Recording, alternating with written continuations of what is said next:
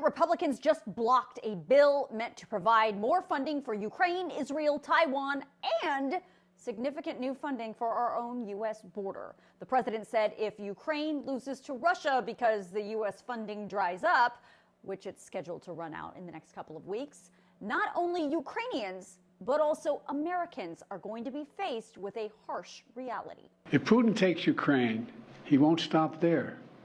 It's important to see the long run here. He's going to keep going.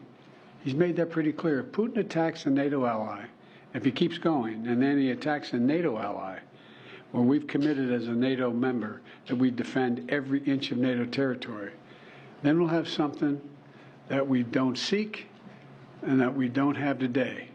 American troops fighting Russian troops. But that warning didn't seem to matter today. The $111 billion bill to fund military aid for Ukraine, Israel, and Taiwan, which also included more than $10 billion of additional money for our own U.S. border, failed.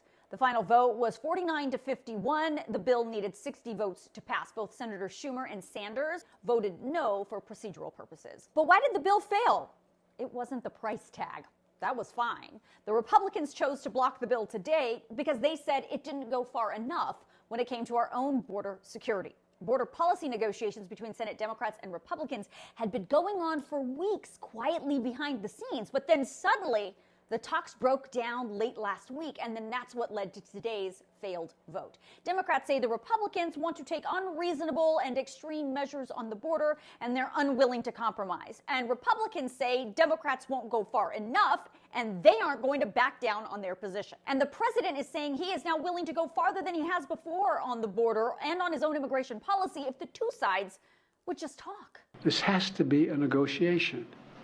Republicans think they get everything they want without any bipartisan compromise.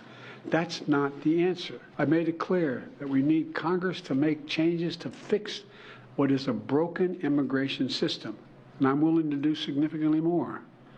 But in terms of changes of policy and to provide resources that we need at the border, I'm ready to change policy as well. Republicans have to decide if they want a political issue or if they want a solution at the border.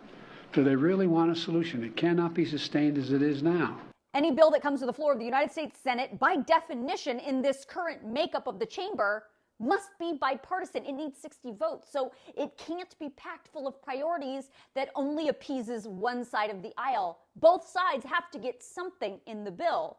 Now, here's the thing. Time is running out. The Senate is scheduled to go on their holiday break at the end of next week, and whatever the Senate passes must also pass in the United States House, which is a whole different ball of wax. So it could be possible that lawmakers leave Washington, D.C. for their holiday break and also leave Ukraine, Israel, Taiwan, and our own border out of luck.